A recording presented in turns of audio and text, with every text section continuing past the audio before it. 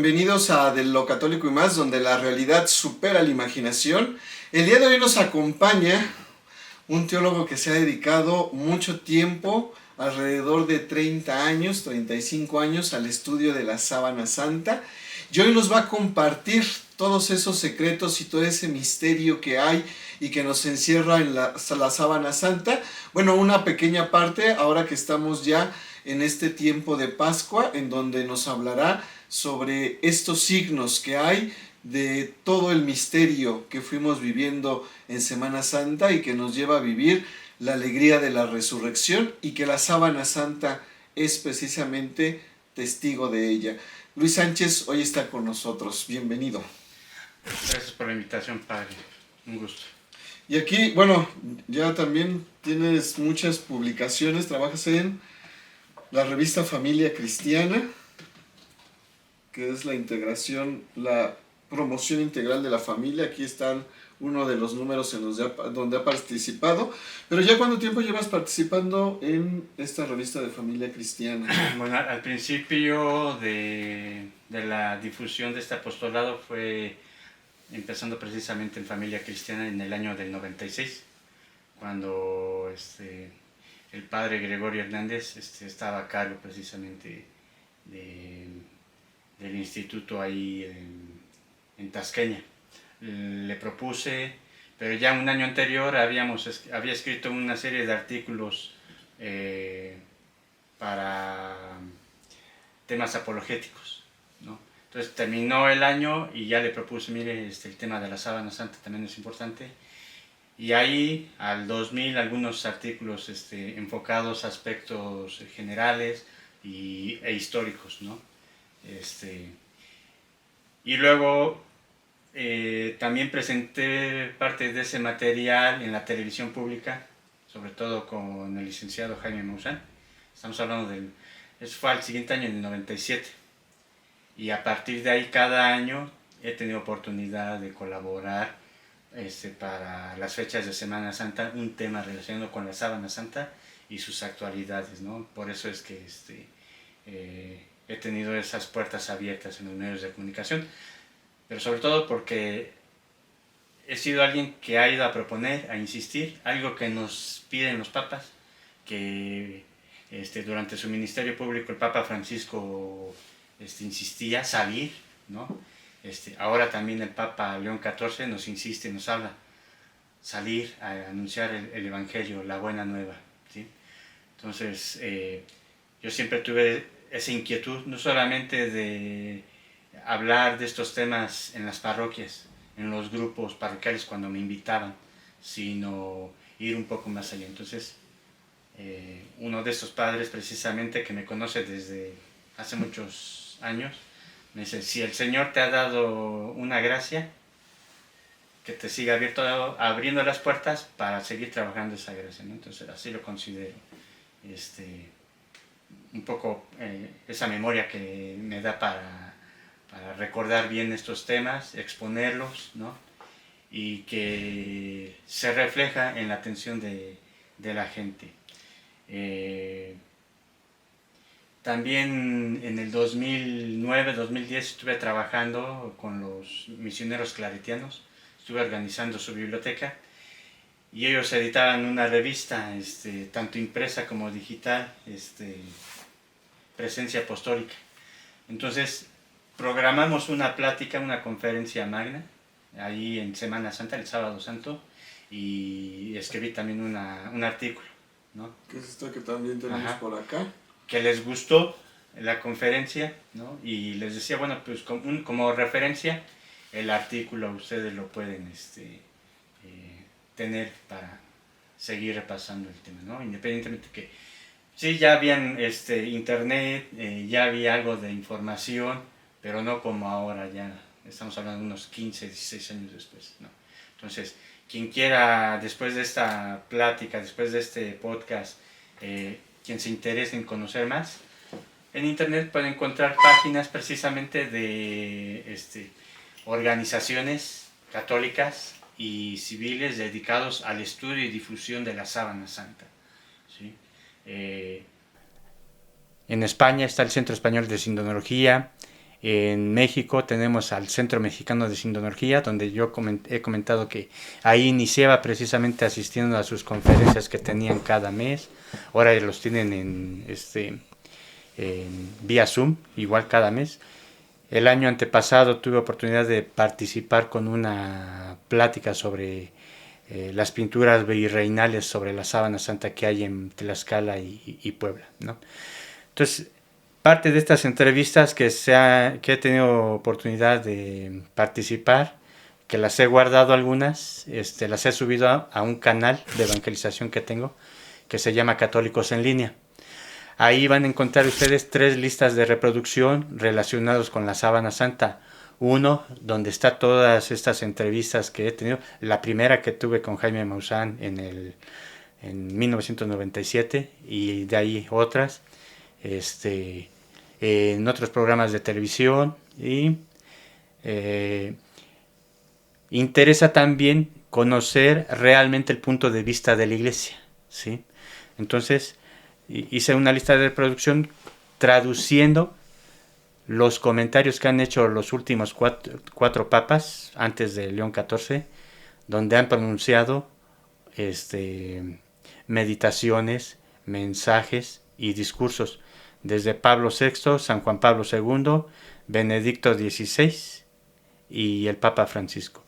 Cada que ha habido una ostensión pública de la sábana santa y ellos han tenido oportunidad de ir en visita pastoral, ellos han leído algún mensaje, alguna meditación o un discurso, ¿no? Entonces ahí ustedes pueden conocer realmente cuál es la opinión, la perspectiva de la iglesia en torno a esta reliquia. Y a mí me gustaría entonces enfocarme en este podcast a hablar sobre el misterio pascual, esto es la pasión, muerte y resurrección de nuestro Señor Jesucristo, a la luz de lo que siempre hemos sabido, a la luz de la fe, mediante los evangelios, pero también a la luz de la medicina, porque es una verdad no solamente de fe, sino una realidad histórica. Jesús, como verdadero hombre, padeció, ¿sí? Entonces los médicos, ya desde que se fueron desarrollando las ciencias médicas en sus distintas especialidades, han ido reflexionando, razonando cómo pudo haber sido los sufrimientos físicos de Jesús, la calidad y cantidad de sufrimientos. Y entonces, a partir del siglo antepasado, a finales del siglo antepasado, con la primera fotografía tomada en mayo del 1898, es que la ciencia se interesó por estudiar objetivamente la sábana santa, sus imágenes, ¿no? Y hubo, curiosamente, un científico católico y un ateo, agnóstico francés, ¿sí? Que estudiaron precisamente esta fotografía y las imágenes y concluyeron que lo que hay en ellas corresponden completamente a lo que los evangelios relatan sobre la pasión y muerte de Jesús. Ellos ya no iban más allá, ¿sí? Afirmando que era el Hijo de Dios. Y curiosamente, después de esas investigaciones, esos meses que les llevaron, el agnóstico, que era miembro de la Academia de Ciencias de Francia, quiso presentar las conclusiones de su estudio. La presentó ante la asamblea. Al término de la asamblea, hubo una discusión, y como la mayoría de ellos eran racionalistas, agnósticos y ateos, lo amenazaron, le dijeron que se iban a negar a publicar las actas de lo que había hablado él ahí, ¿no? Entonces él, unos meses después, escribe en una revista científica con el director de la revista, Charles Richet, que también es un científico notable de aquella época, fisiólogo. Entonces, en la carta decía que él no tenía ningún problema de reconocer la existencia física de Jesús. Si se habían desatado ciertas controversias en torno a su persona, es porque no se ha entendido el sentido de su investigación científica. Si se hubiese tratado de algún faraón o de otro personaje histórico, nadie hubiera puesto objeciones, pero como se trataba de Jesús de Nazaret, se encendieron las emociones más que la razón, ¿no? Entonces, es importante, es válido para un científico y especialmente para los médicos, que es lo que se ha venido realizando desde 1898, ir observando, ir analizando, ir comprendiendo qué son esas lesiones, cómo se produjeron, qué tipo de instrumentos o en qué momento. Dicen los médicos ya después de casi poco más de un siglo, todas las lesiones en el hombre de la sábana santa fueron infligidas a pocas horas de vida, salvo la herida del corazón o del costado. La herida del costado se infligió a pocas horas de muerto, ¿no? ¿Sí? Y que corresponden precisamente con lo que describen los evangelios. Entonces lo que vamos a hacer en este podcast es hablar, como me gusta titular mucho alguna de las conferencias, el misterio pascual a la luz de la fe, la medicina y la sábana santa. Lo que describa las lesiones en la sábana santa, en primer lugar, tienen que corresponder con los relatos evangélicos. Si hay algo que salga a lo que no dicen, o que tradicionalmente se ha interpretado, entonces la medicina es la que tiene que confirmar si médicamente es verídico esa lesión. Y sobre todo para explicarnos qué tipo de lesión es y cómo se infligió. ¿Sí? Antes de que pasemos ya propiamente a este tema, ¿qué es lo que a ti te lleva a empezar a hacer estas investigaciones sobre la sábana santa? Bueno, pues es que cuando empezaba mi formación, estoy hablando a principios de los 90, finales de los 80, principios de los 90, una formación personal como católico para conocer más mi fe, entre un sacerdote que estaba estudiando teología dogmática y que era muy serio para que uno estudiara su fe, el padre Abraham Zavala Piceno, ¿no? Él nos exigía eso, que fuéramos serios cuando le dedicáramos ese poco de tiempo para estudiar nuestra fe. Entonces, uno de los aspectos que me llamó la atención, después de haber escuchado una plática de la sábana santa, ahí en el 88, 89, que era de esas pláticas de aquella época donde nada más había proyectores de diapositivas, y la plática el que la dio, el conferencista, eran diapositivas en sepia. Y pues sí, hablaba de la pasión a la luz de la sábana santa, iba describiendo las huellas. La verdad no me impactó. Pero como mi sinceridad era buscar la verdad sobre este aspecto, unos años después vino el jesuita Óscar González Quevedo a dar una conferencia sobre parapsicología y religión. Y como él es un especialista precisamente en milagros, al final de sus pláticas no estaba sentado en la sábana santa, alguien le preguntó sobre la sábana santa y el carbono 14. Entonces, yo apenas estaba medio familiarizándome con el tema y alguien le dijo, ¿cuál es su opinión con respecto al carbono 14 y los estudios de los científicos del grupo Sturm? Entonces él decía, bueno, siendo objetivos, el carbono 14 da una información, pero se contradice con los estudios de 1978, con los estudios de los científicos norteamericanos, donde confirmaron con sus análisis microscópicos que la imagen está conformado por las fibras más superficiales de cada hilo de la tela, que no traspasa más de 3 o 4 hilos, fibras de la tela, es muy superficial. Entonces no es una pintura como pretenden algunos por el análisis y la conclusión del carbono 14. Ajá. Si fuese entonces una pintura, además también se tendría que explicar cómo el incendio de 1532, en donde el fuego fue tan intenso, que se tuvo que emplear agua para apagar, para enfriar la urna donde se guardaba la sábana santa, ¿sí? Lógicamente empapó la tela. Al extenderla, ustedes van a ver precisamente en las imágenes 2 largas líneas por fuera de las imágenes, ¿sí?, de la sábana santa. Esas líneas son precisamente los vestigios del incendio de 1532. Y luego, entre las figuras, unos rombos, ¿sí?, a lo largo de las imágenes. El interior de los rombos es la parte del agua que no empapó la imagen. Entonces, tanto el calor del fuego como el agua empaparon las imágenes. Si hubiese sido una pintura, hubiesen reaccionado. Y sin embargo, las imágenes están intactas. Entonces quiere decir que ni el fuego ni el agua pueden destruir esa imagen. Entonces, como confirmaron los científicos ya con un análisis microscópico, las imágenes están conformadas de las fibras de la tela, pero de las fibras más superficiales. Y todavía un dato muy interesante, estas fibras que componen la imagen varían en función de la distancia cuerpo-lienzo. Quiere decir que las partes más prominentes del cuerpo son las que más chamuscaron o afectaron esas fibras. Y las partes más alejadas del cuerpo son las que menos afectaron los hilos, las fibras de la tela, ¿sí?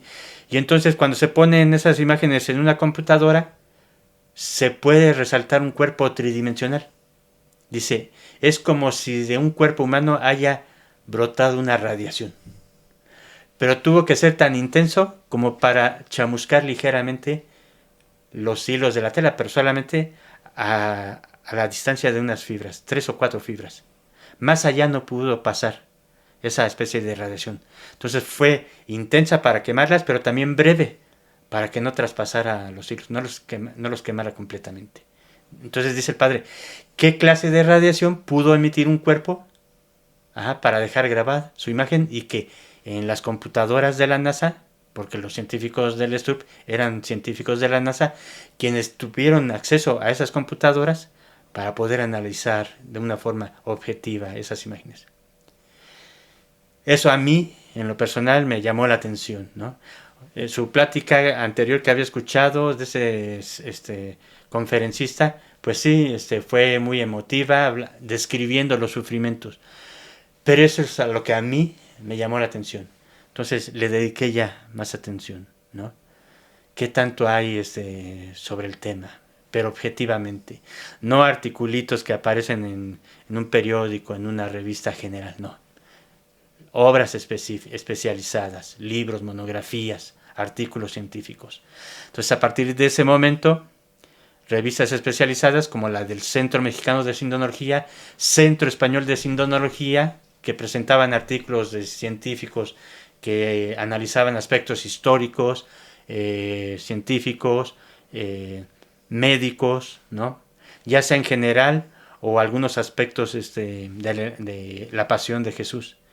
Eso ayuda precisamente a conocer mejor, no solo la reliquia como un objeto arqueológico antiguo y su autenticidad, porque también permite comprender el aspecto histórico de Jesús, lo que él vivió, cómo era el ambiente en el que vivió, sobre todo su vida pública, y luego los últimos momentos. Sabemos que tuvo 2 procesos, el proceso judío, que fue de tipo religioso, el proceso civil, que romano, con Pilato. Entonces, habían unas leyes, y según esas leyes debía ser juzgado, y si era deliberado de pena, para un castigo de pena de muerte, así sucedió. Entonces, en estos años, uno va profundizando los aspectos históricos sobre la arqueología, historia de la crucifixión, la arqueología de la crucifixión, el aspecto jurídico de la pasión de Jesús, ¿no? A la luz del derecho hebreo, del derecho romano, los aspectos médicos, porque aún sin tomar en consideración la información que proporciona la Sábana Santa, para los médicos, antes de la Sábana Santa, los médicos ya estaban interesados en tratar de explicar la pasión de Jesús. Y ahora, a raíz de 1898, la medicina realmente ha tenido ese interés, ¿sí? Y citemos, por ejemplo, en la primera mitad del siglo pasado, al doctor Pierre Barbet, que escribió un precioso libro con investigaciones científicas sobre las lesiones de las manos, los pies, del costado, ¿sí? En Francia, en Italia, Giovanni Giudica Cordiglia, que era médico forense. En Checoslovaquia, el doctor Rudolf Heinecke, que él, como ateo, agnóstico, y que buscando la verdad, hablando de conversiones, buscando la verdad, se había metido, digamos que en su época, lo que ahora llamamos la nueva era, ¿no? En muchos movimientos espirituales, hinduismo, budismo, religiones esotéricas, y nada le satisfacía porque buscaba la verdad, y cuando conoce la sábana santa, viene su conversión, ¿no? ¿Por qué? Porque él decía, así como el científico ateo de principios del siglo antepasado, este hombre no es otro más que Jesús de Nazaret. Pero después da un paso ya, donde la razón ya no puede responder. Ese hombre es Jesús de Nazaret, al que la iglesia proclama el Hijo de Dios, ¿sí? Entonces, la sábana santa es un signo precisamente que nos puede ayudar al creyente a reafirmar nuestra fe en el aspecto histórico de Jesús, como cualquier otro personaje que haya dejado algún vestigio de su paso por la tierra, ¿sí? Y en eso no hay ningún problema. Ajá. Y para el hombre de fe, a lo mejor la sábana santa no le es necesario, pero históricamente a muchos no solo les ha reafirmado la fe, sino a algunos se las ha despertado. Entonces a mí ciertamente me ha ayudado a renovar mi fe, a seguir profundizando. Hoy estamos a unos años, a 6 años, para celebrar el jubileo de la redención en el 2033. Y entonces eso motiva precisamente a seguir profundizando estos aspectos, estos datos históricos, de tipo histórico, arqueológico, de derecho, médico, y también sobre la sábana santa. Muy bien, entonces ya para ir entrando en tema, estamos hablando que la sábana santa es precisamente digamos, este manto, este lienzo que encuentran los apóstoles doblado en el momento de la resurrección y que a partir de entonces se ha ido conservando. Y en este caminar, digamos, para iniciar, ¿desde dónde empezarían como estos signos que hay en la sábana santa? ¿Desde la oración en el huerto en donde dice Jesús suda sangre? Hablando precisamente de estas etapas importantes en la vida del cristianismo, pasión, muerte y resurrección, naturalmente que empieza con su pasión y luego la muerte, ¿no? Son dos procesos previos importantes para hablar después de su glorificación.